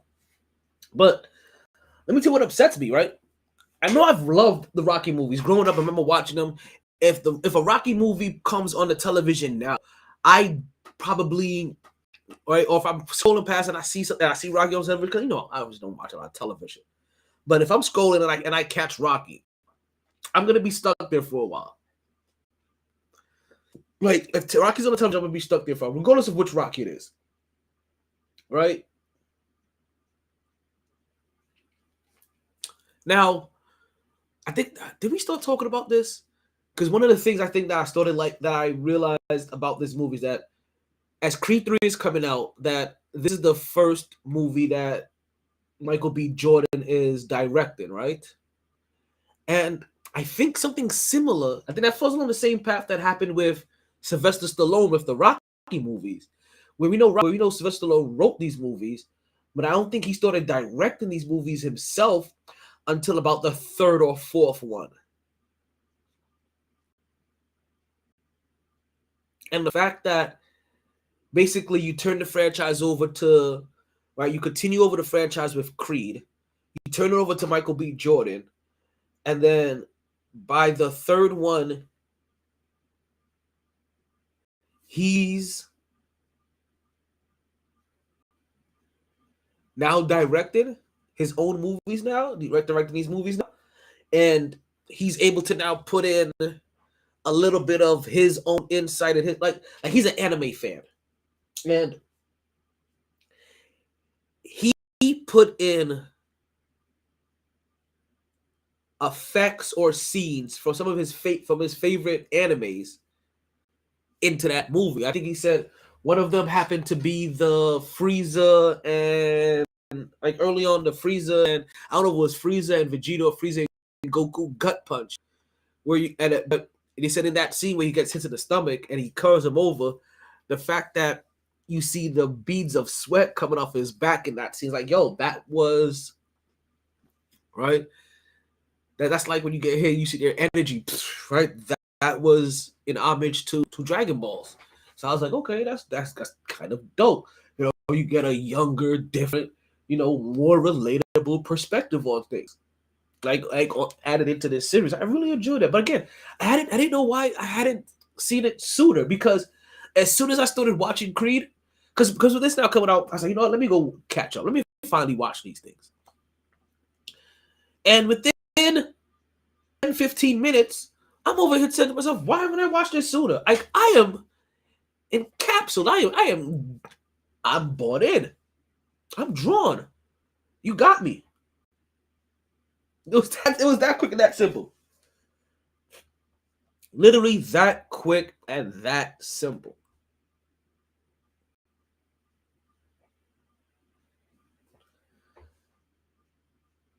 And I think I finished.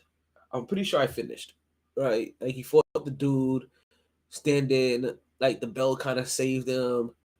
If it would have went 10 more seconds, la, la, la, la. I don't think Rocky died at that moment. We're going to assume that Rocky dies by the second one. Again, following kind of the same storyline in a way, right? Young kid comes out of nowhere, looks up the OG. In this world, Creed is basically, if not the best, known as one of the best boxers of all time, along with Rocky, right? It's weird. How many actors, based off of their fictional character, has a statue in a city? How many? Like, that's the real American story, right? Like, that's the true American story, right? Let's think about that. You made a movie that was so impactful. And wait, I just had it up too. Let's see this. Started back in 1976. Think about it. Like, when I'm born in 81 and I'm watching Rocky, I guess by the time I'm getting my first memories, right? You're probably saying that I'm alive for Rocky 3 and Rocky 4. That's probably the two I remember. Because I remember the big thing about Mr. T, right? So that's Rocky 3. And I've seen Rocky 1 and Rocky 2 so damn times that I feel like I was alive during that era. For real. But in my era, I guess it's in that decade, Rocky 3, Rocky 4, and Rocky 5. I remember Rocky 5 and not being so happy about Rocky 5. That was when he brought in Tommy Gunn and the Don King character. Don King-like character. Rocky 4 is the Russian that plays into the Cold War. Rocky 2, that's with Mr. T. Let's just say that you're giving brothers their shot. Right? Actually, what am I saying? Rocky 1 started off with him fighting a brother. And brothers thought this whole entire thing. So Rocky 3 may have just been because of the popularity of Mr. T at the time, and he ended up earning that role based off his popularity. Probably the same way that Tarver got it in 2006. But yeah, by the time they dropped Balboa, I was an adult. So like I said, I know I've seen all of them, right? And I remember catching all of them and wanting to watch all of them. And for some reason, I don't know why when Michael B. Jordan takes over, I didn't automatically become as enthusiastic. But I guess it's the thing between being an adult and a child, right? But can I tell you, the moment I watched it, I was like, oh, yeah, my brother, I see you. And I can't wait to watch the next. Like, I'm in it immediately. Like, you understand? I'm catching myself like I was a kid again. I'm over here getting my shadow boxing on, working on my foot technique, working on my pivots. Moving the head. Right? See him making him catch the chicken and all this. I guess chickens must be getting slower. That's fun. I mean, it's little stuff like that. Little things like that. So I'm excited to watch Creed 2. I'll probably end up watching Creed 2 tomorrow. And I'll be ready to watch Creed 3 on March 3rd. Here's hoping I got a date for that one. Alrighty. Are we done with the podcast? No, we're just done with that segment. Like I said, but Creed period, or Rocky. That's just the true American dream right there. Since we talk about the American dream, let's go ahead and take ourselves on a little quick Army commercial, and we'll return in just about a minute. We'll be right back after this. Cheese, right back. Ooh. They didn't join this team to win championships or become famous important work to be done. At least some able to do it. They are brighter, better educated, led, and equipped than any team in history. They are doctors, lawyers, engineers, technologists, and combat troops, all prepared for whatever comes their way. You'll find them where the lights don't flash, and the only contract they sign is with themselves and their country. One day, they may be asked what they did to make a difference in this world. And they can respond, I became a soldier.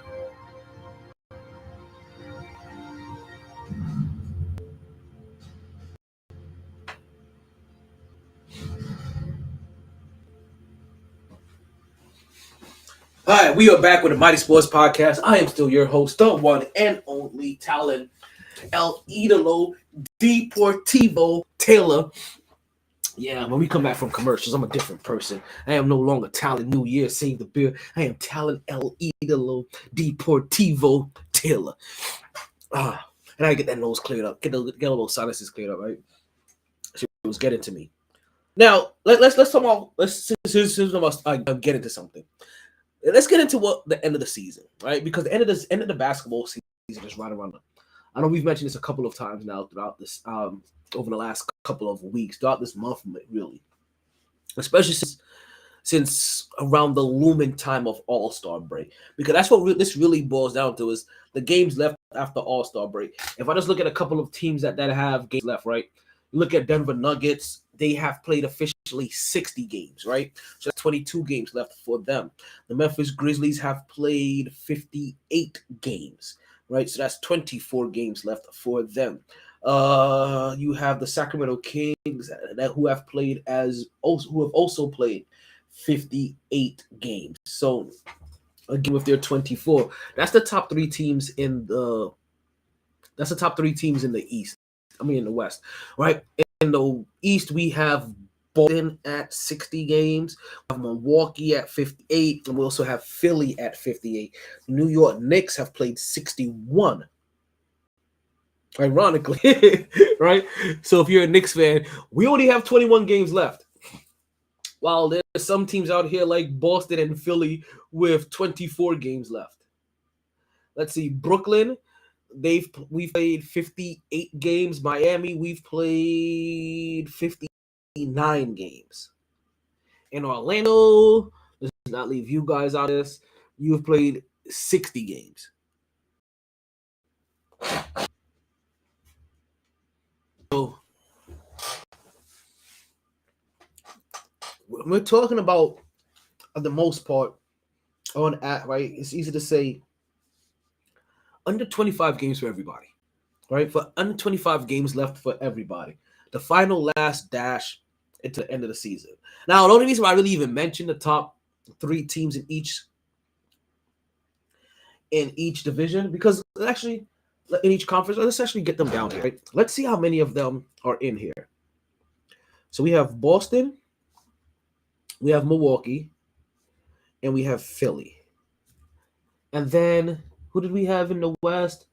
It was Denver, Memphis, and Sacramento. Is that who it was? Yep. So and then let's get in our hometowns. Let's get in New York. Let's get Brooklyn. Let's get Miami. We'll leave Orlando out of this. And the reason why I want to bring this up, because let's see how many of these teams, because as the season's about to end, right? The season's come down to an end. I have the 10 hardest schedules remaining. And again, Knicks fans, if you've been listening to this podcast, I have prepared you for this. I have prepared you for this since about game 25, game 30 of this season. I prepared you for this half a season ago. And I told you that after January, right? I actually told you after the New Year started, right? We was gonna have a little easy stretch coming out of the new year. But right around January 24th, January 25th, which is like right around the Martin Luther King days, our schedule's gonna pick up. And I didn't have the percentages, but it looked like we had one of the hardest schedules in the league. And even then, that's what came up with the fact that we may only win 43 games for the season. I am happy to say at this point that they're on pace to blow away my expectations. Because if they only, at this point in time, it'll be a little disappointing with 21 games left if the Knicks only win 9. But they're sitting 7 games above 500 right now, right? So that's where they're currently at. 7 games above 500. So to say that they go 9 and finish the season 9-12. That's a disappointing. That's stumbling into the playoffs. And that's really, and you understand, like, that's not a lot. That's definitely saying that that's putting the Cavs out of reach, because it's saying the Cavs only need 5 more wins.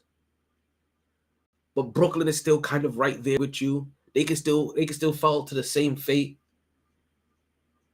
That will still require, though, the Miami Heat to have to win at least 11.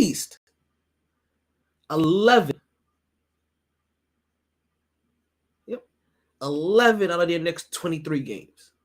See, it's not asking a lot. It's not asking a lot. You're not even asking.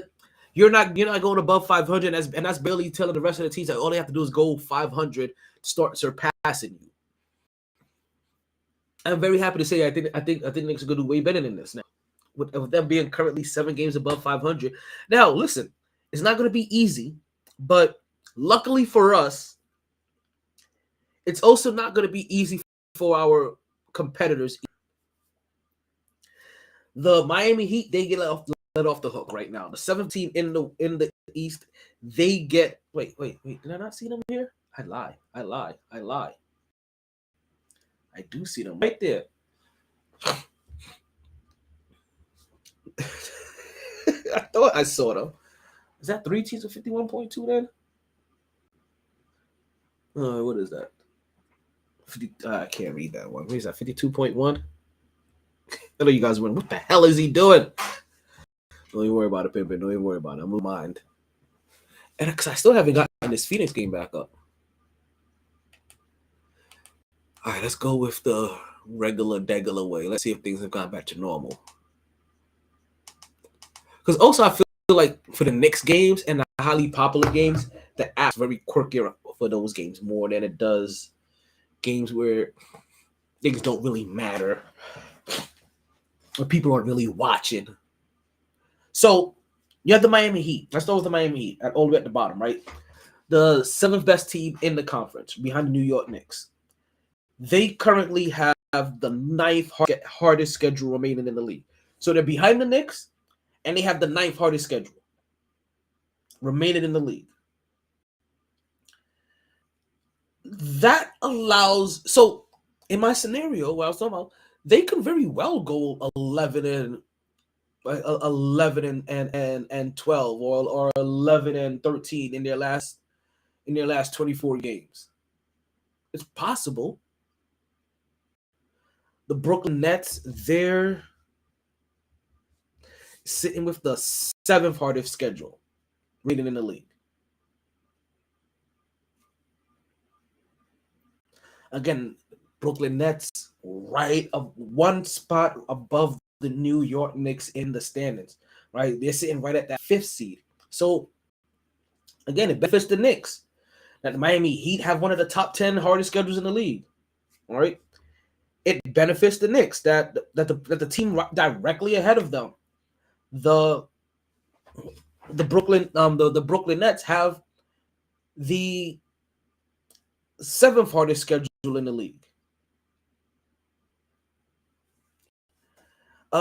Just to actually, we'll talk about them later. for the New York Knicks, and we'll get to the New York Knicks a little bit later. The Sacramento Kings, right? Because we took the top 3 in each conference. They have the 4th hardest schedule remaining, right? With their basically they look at the combined teams win percentage, right? And their teams win percentage are sitting about like 52.3. Memphis, not in that top 10 list. They're gonna get themselves a pass. They may be, even though they've been struggling, if they fall and not being one of these teams that are for one of the hardest schedules out there, yeah, they're gonna take Ja Morant. I'm gonna tell you this right now: the love fest of Ja Morant in the media is officially over this year. I'm telling you right now, because of that statement that he made and how bad they did afterwards. The love between Ja Morant and the media is about to end this year, especially if they continue to lose games, especially when it comes to the last 20-something games, 25 minutes, under 25 games in the season. And if they start falling from that number 2 spot, while not having one of the hardest schedules in the league, then yeah, that narrative around them next year is not going to be San Francisco quarterback. Purdy, that is. Not going to be Purdy. This game's on ESPN. No wonder this game was so hard for me to keep trying to get. It was not. Now this is odd. Do I want to watch Golden State and Houston or Sacramento and Clippers? Let's see. Again, this is a battle of LA over here. We have the Sacramento Kings as the 3rd best team in the West and the best team in California and in that division. Yes. The Sacramento Kings being coached up by Mike Brown and being led by De'Aaron Fox, who everybody thought was going to be traded at the end of the season a couple years ago. Instead, it ended up being Tyrese Halliburton, who ended up turning himself into an all-star this year. They both were. Let me be honest. They both were. Let's see. Right now, the first quarter is about to end, and it's 37-38. Sacramento has the ball in their hands. De'Aaron Fox is driving. He kicks it out to the wing. He drives into the lane. He gets busy. He puts it up, and we get ourselves a basket, or did we get ourselves a foul? We got ourselves a foul against Kawhi Leonard. Let's see. He took Nicholas Batum off the dribble, and then they call it. They call the foul on Kawhi Leonard. But Kawhi Leonard was like, "Yo, I just had my hands up." He did. He just had his hands up. All right, I'm not really ever worried about Kawhi Leonard fouling out of a game. You know what I mean? It was Trey Lyles that ended up having that nice little drive currently on the line right now. Let's see if he can put that one in, and he gets the end one. Current score right now, 30-38. They catch Kawhi Leonard on a run out and a basket. Holy moly! Folks, 1.8 seconds left. They catch after they make the free throw. They catch Kawhi Leonard on a run out. He catches the football pass. Let's see if they show the replay again. Kawhi Leonard's running. Right, it misses over the outstretches arm again, over the guy that was just on the free throw line. I forgot the name already, but they had a man back there. He gets kind of in front of Kawhi Leonard to challenge it. Kawhi Leonard just catches the ball, pulls up, makes it, and instead of this being, did they count it? They should count this. Now, instead of this being a 2-point game, I think this game is gonna go into the first quarter tied at 40. Damn, that's a lot of scoring. Or it's 40-38. I don't know if they still have to update this. This is so horrible. They have to update. Maybe not next year. This is why they're going to force me next year to get the commercial-free one. Maybe the commercial-free one is a little bit more better, because really what happens with this thing is that it glitches every time it has to go to ads. So let's continue. Let's continue with this list, and we'll get here out of here on the podcast, because we're almost done here. We're giving you guys a solid 2 hours. A solid 2 hours today. That's about it. And then we're cutting out of here. We may enjoy our Friday. We enjoy our Fridays one another. I just sit here at the crib and I just get some good old-fashioned rest, even though I am rested. Or I head out to Naked Talk and go show my boy some love real quick. Let's see here. You have the Memphis Grizzlies. They're not in that top 10 list, and unfortunately for Memphis, Denver doesn't have one of the 10 hardest schedules either. So we don't have to worry about them. Now, when we move over to the East, you have Philly, right? You have Philly, who's the number 1 team in the East, with the third hardest record remaining in the league. Philly. The Milwaukee Bucks, not on this list. Boston Celtics, 10th hardest record remaining for the season. And then we get to our Knicks. So far, when we talk about the top 6 teams, right? Top 3 from the East, top 3 from the West. You have Boston with the 10th hardest record, right? Sacramento with the 4th hardest record, and Philly with the 1st hardest record. So out of the top 6 teams are in the top 10 of the hardest records. And then there's New York, Brooklyn, and Miami, right? Right. And there's Miami with the 9th hardest record, Brooklyn with the 7th hardest record. Let's give you the list. Knicks fans, I gave you 10. I gave you 9. I even gave you 1 at Philly. Right? So Philly comes in here with the hardest record with a percentage of 54 remaining opponents. After Philly, you have the Los Angeles Clippers, as we're seeing them tonight take on the Sacramento Kings. We just saw the Atlanta Hawks play tonight, with the third hardest record remaining. Who did they blow out? They blew out the Miami Heat, who has the 9th hardest record. Right? Sacramento Kings, they have the 4th. We mentioned them already. Followed by the Toronto Raptors, who have the 5th. So our division, right, has Toronto. Our division has Philly with the hardest record, Toronto with the 2nd hardest record, the 52. Brooklyn with the 3rd hardest record. Right, well, in the division that is. But Philly with the 1st hardest record, Toronto with the 5th hardest record, Brooklyn with the 7th, and Boston with the 10th. That's 4 teams from our division alone that are in the top 10 for teams with the hardest records. Something don't sit right with me about that. Let's think about this, right? When you look at this list, coming out the All-Star break, these are the teams they have set up for the hardest, but also let you know that these are how these matchups, these are the teams playing the best teams. So if you're in these markets, that also lets you know that, hey, after the All-Star break, I'm gonna watch my team play some good competition. And if you're a fan of these teams, that's kind of what you want. Like, listen, if you're one of those people that aren't paying attention to the league until after the Super Bowl, right? This is right now. And after the Super Bowl, who has some of the best records or the hardest records, which means that they're playing some of the other best teams? Philly's market. The Clippers, LA's market. Ironically, not the Lakers, right? Atlanta's market. Sacramento's market.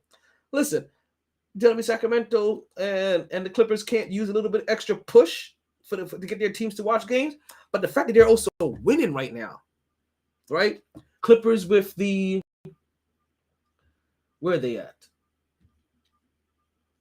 Clippers with the 4th best record in the West. That's where they're at right now. Clippers with the 4th best record and Sacramento with the 3rd. And actually, they're playing right now. Hey, yo. Now, they both have the same winning total at 33. But because of the game differential of how much they've played, the Clippers have played 61 games, where the Clippers have only played 58. So the Kings only have 25 losses while the Clippers have 28. It's gonna be interesting, actually. It's actually I'm even more excited I put this game on. So you get Sacramento's market, Toronto's market, right? Phoenix gets in there as well. Yo, you know what? Hold on. The NBA ain't ish. Because I'm just realizing now, while the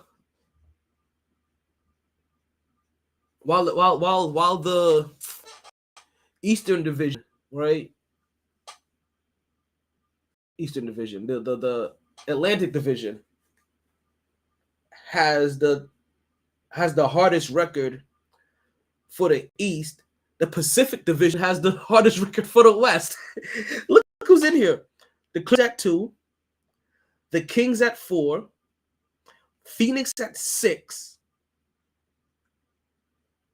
So they leave off the Lakers.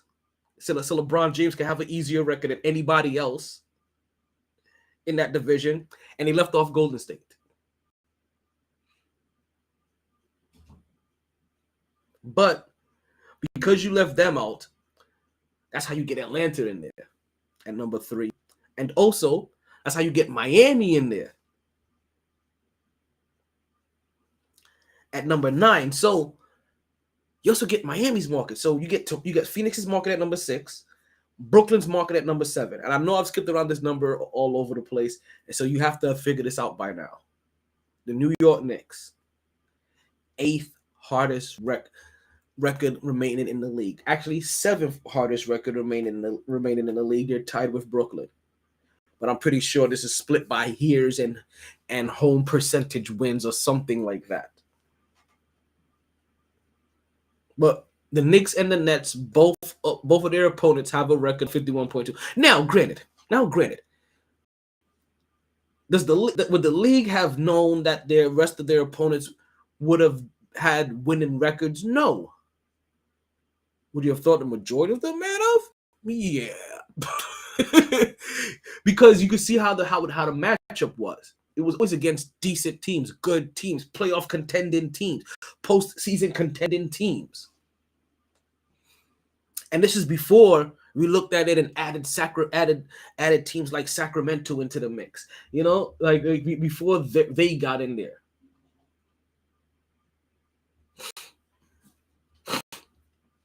So that's where they're at. Let's listen to this again.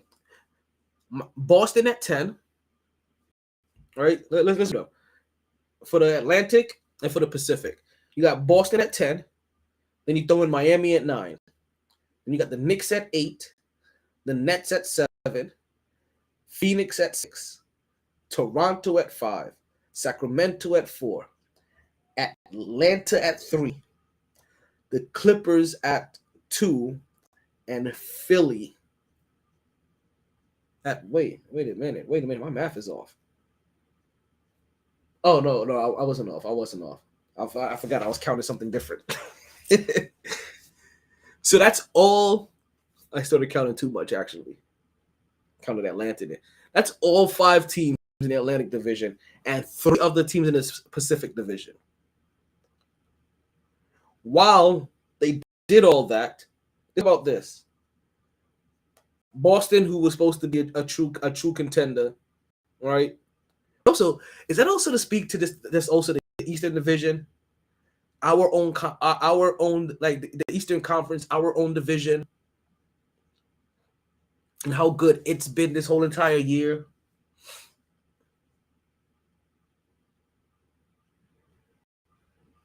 But to think that, listen, Philly doesn't have a hard schedule, and I'm gonna look at this team that didn't, because think about this, right? Let's see how far Milwaukee goes. Let's see how far Denver goes. Let's see how far Memphis goes. Right? Because those were the top. Those are some of the top teams that weren't on here. But let's also see how far Golden State goes and how far the Lakers go. Golden State Warriors and the Lakers, if I'm not mistaken, they're not even a postseason contention right now. Golden State Warriors are. They're currently right now holding down the last spot, the 10th spot, with a record of 29-30. Let's see something right here. Who's Golden State playing tonight? They playing Oklahoma City? Lewis going to Bar Louie. But probably not for too long. Oh, Bar Louie. That's the place right next door. Let's take a look at these games again. Phoenix is playing Oklahoma City. Okay. Golden State Warriors playing Houston. So Oklahoma City is still trying to get into that last spot, while the Warriors should have an easy game over Houston. But right now, last time I checked, that game was a 1-point game. Let's see if we can peek into this real quick before we end the podcast. But we're gonna end the podcast with letting you guys know just to pay attention to the end of the season run. These 10 teams, Philly, the Clippers, Atlanta, Sacramento, Toronto, Phoenix, Brooklyn, New York, Boston, and Miami. You fan bases, why you're like, damn, why we gotta have the hard schedule? This also means that you're gonna be playing a lot of good basketball. And I've been seeing this at least for the New York Knicks. And listen, if you're a Sacramento fan, you should be kind of thinking the same way. If you're a Phoenix fan, you should probably be thinking the same way. This is a good test going into the end of the season. Because if you could continue to win the majority of these games, you are playing against other teams in playoff contention.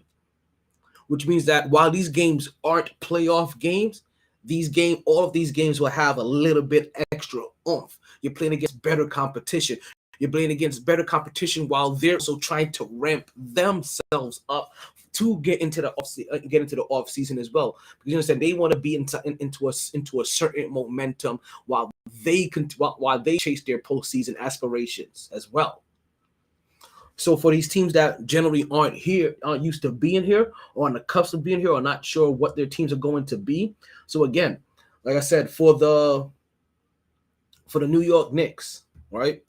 Even for Atlanta, right? If you could come out this on the good side of things. For Miami, for Atlanta, for Sacramento, these are good tests for us.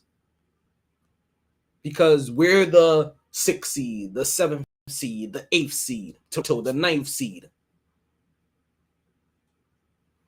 All right? It's just funny. Now, let's see. Let's see in on some of this. We know Philly was number 1. I think we said the clip number 4 in the West. Atlanta, where are they at? They're 8. Sacramento was 3. Toronto is 9th. Where's Phoenix? I think Phoenix may be 5th. Well, let's get the rest of the West. Let's get the rest of the East out of here before I move on. Brooklyn is 5th. The Knicks are 6th. Boston is what? Is 1st? Boston is 1st, not Philly. Where's Philly? Is 3rd.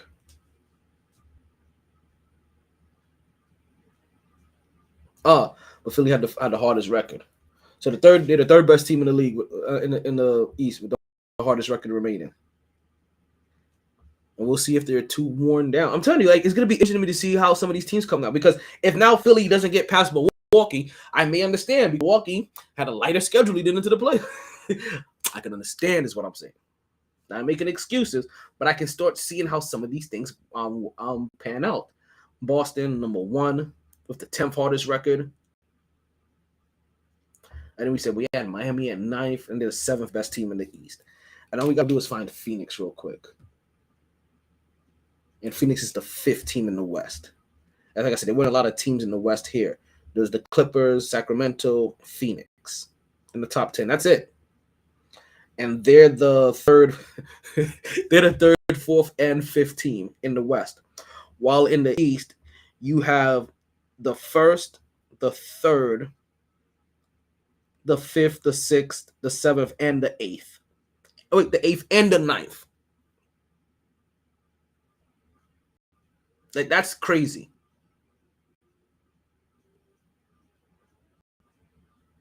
That's crazy to me. Golden State and the Lakers somehow got a pass. The whole entire East is tested. Like, that's literally the whole East.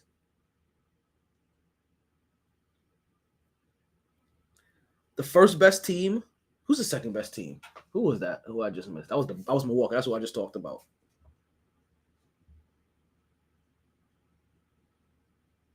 Everybody but Milwaukee. first, third, fourth, fifth, not the fifth. Yeah. First, third, not the fourth. Who's the fourth? Cleveland. They got a pass. So first, third, fifth, sixth, seventh, eighth, and ninth. And who's that 10th team? Who's that lucky bastard? Washington. Who the Knicks just beat today. That's them, Washington.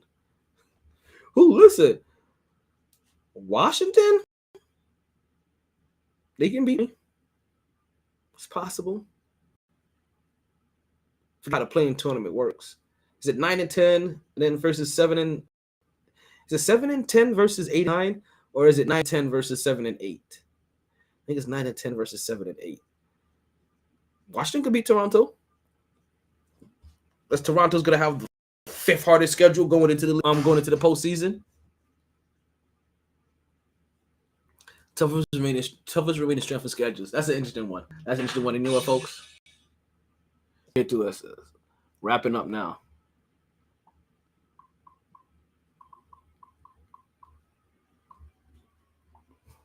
But folks, this is Talento My Taylor, the MyT Sports Podcast. Continue to keep watching at the end of the season. That's going to make things interesting. The Golden State Warriors have started to pull away from the Houston Rockets. So look like they're gonna, unless they just have a collapse. Right now they are by just about 18 points.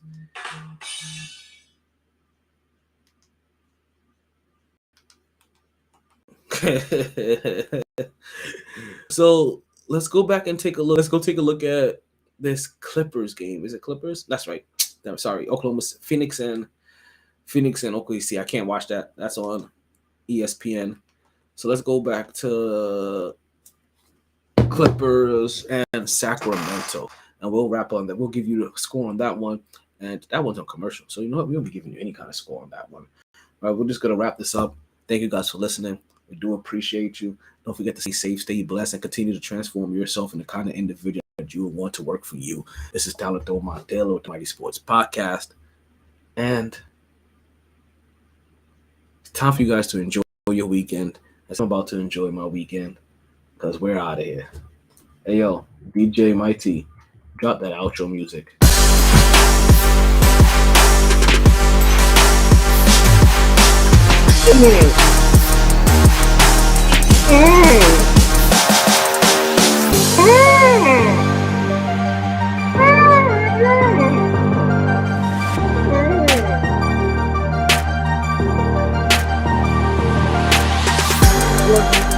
Run it.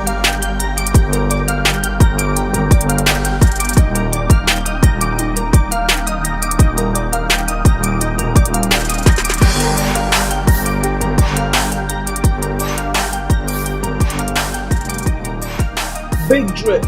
She fell in love with a lip dip. Hey,